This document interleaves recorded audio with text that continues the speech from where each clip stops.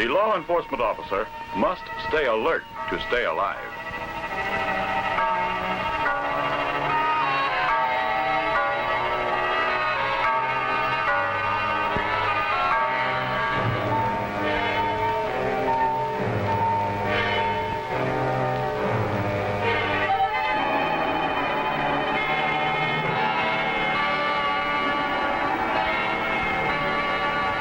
Although you are quite vulnerable to attack, you are not defenseless. For the hands and other parts of the body are valuable personal weapons for defense and counterattack. The hand, used as a fist, is the most common personal weapon, but other parts of the hand may also be used effectively.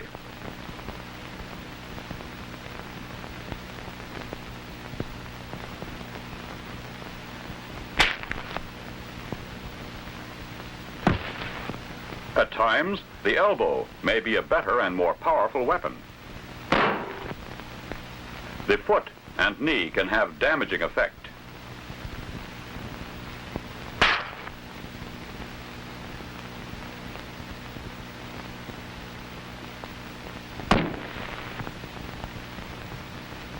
These personal weapons of defense are most effective when applied to structurally weak areas of the body.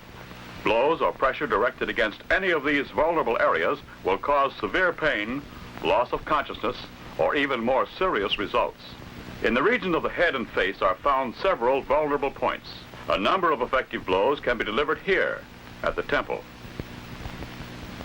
the eye, the bridge of the nose, and base of the nose and upper lip, the lower lip, the chin. In the throat, a multitude of blood, air, and nerve lines can be severely injured by a blow or pressure directed against the Adam's apple area. Further down the body, a sudden weakening effect, even crippling, might be caused by a counterattack aimed at the region of the heart, the solar plexus, the stomach, and other abdominal organs.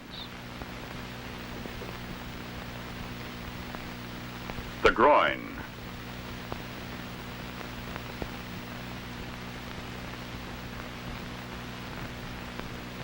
the legs and feet are particularly susceptible to injury through pressure directed against the joints or blows delivered to areas where bones are located near the surface of the skin.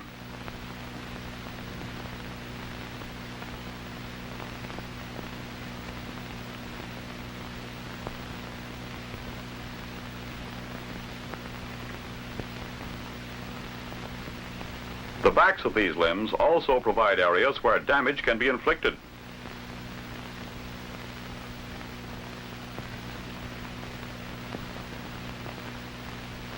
The hands and arms are equally susceptible to injury through pressure against the joints or blows directed against bones near the surface.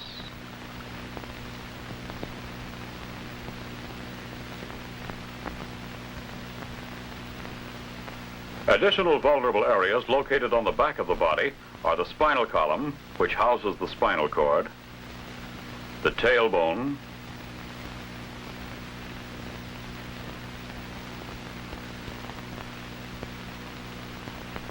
internal organs such as the kidneys,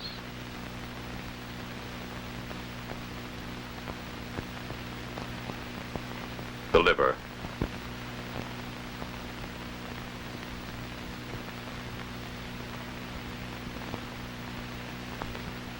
the back and side of the neck,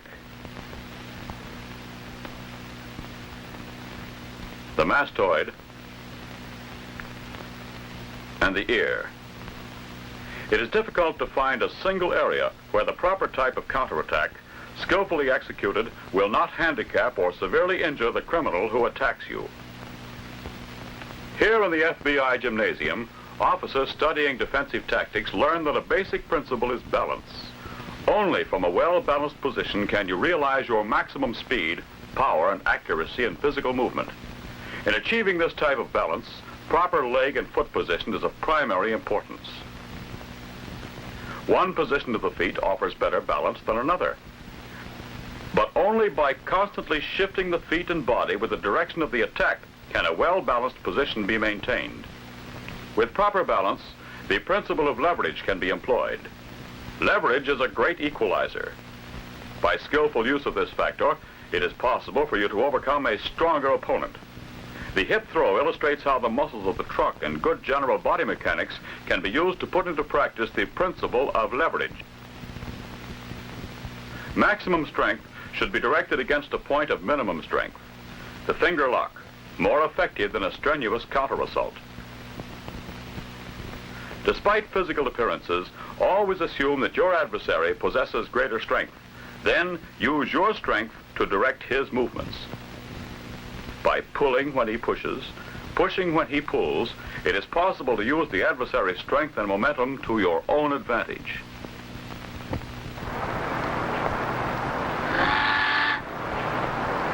Even when on a routine assignment, a knowledge of defensive tactics is important for your protection and to assure that the arrest will be successfully made.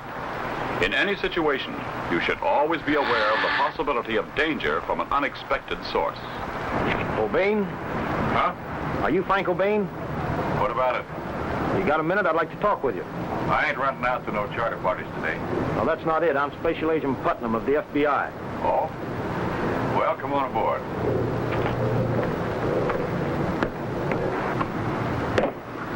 So what's on your mind? It's just a routine check, Frank. I just wondered if you'd heard anything about your brother Roy. I reckon you're going to have to ask him yourself. That's right. Get him up. Start the engine, Frank. My old pal wants to take a swim. Well, it's good to see you anyway, Roy. Knock off the chatter, pal. Get back. Frank, hold it, both of you. Put your hands up. Way up. You just saw a criminal disarmed. His mistake was holding his gun within reach of the officer. Never hold your gun within reach of a criminal. This is emphasized in the FBI National Academy. Indeed a formidable weapon, but only when handled properly. Disarming is a highly dangerous maneuver and should be attempted only when extreme necessity demands. Though the gun need not be in front of you, it must be within your reach. Judge your distance and act quickly without telegraphing your plan. To move the muzzle away from the body, you have less than half a second.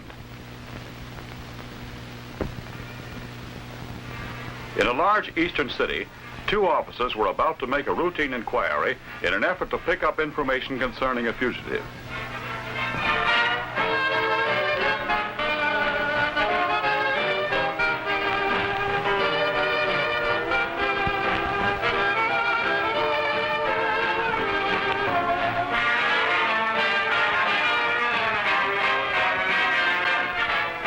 What'll yours be, gents? We'd like some help from you. Like what? We're trying to locate this man. Have you seen him in here? No, can't say that I have. A lot of guys come in here, you know, and... Look out! We're FBI agents. Come on, get up out of there. Get up!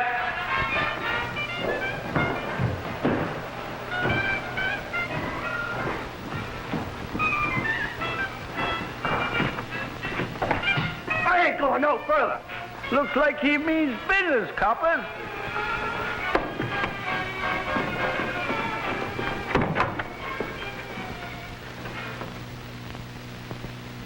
In this situation, the officer's hands were held together to form a wedge to catch the attacker's wrist. Then, a personal weapon was immediately used to subdue the assailant. When necessary to force a reluctant criminal through a doorway, tactics should be employed that take maximum advantage of his exposed, vulnerable areas.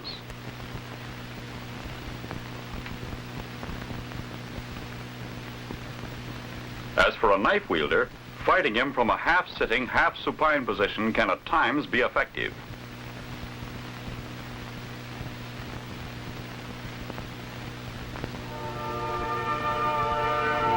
Now let's observe the experience of two officers tracking down some stolen property.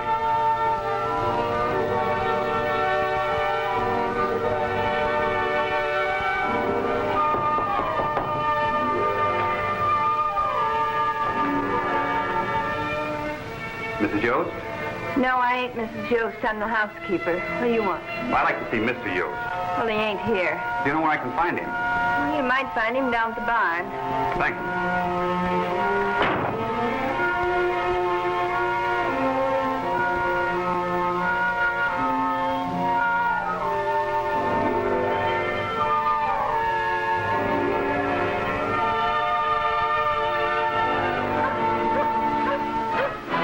Mr. Yost!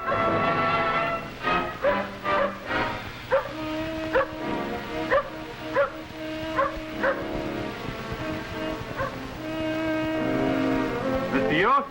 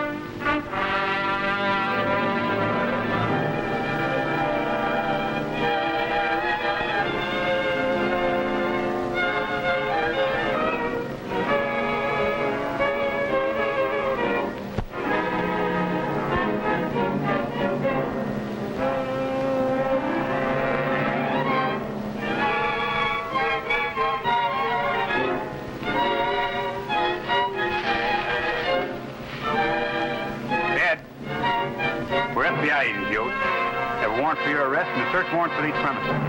Come on, get up. I ain't going no place. I said get up. Watch him, Ed. We'll put him up against the barn over here and search him. In review, note the almost instinctive defense against the club. The blow is blocked and the arm is immediately trapped. Before the attacker has time to recover, other personal weapons are brought into play, rendering him unfit for further combat. A come-along hold brings him to his feet and eliminates further resistance. Speed and surprise were effectively used to repel this attack, but knowledge and skill are worthless unless you are ready at all times, your whole body and balance, ready to defend yourself even in the most innocent-appearing circumstances.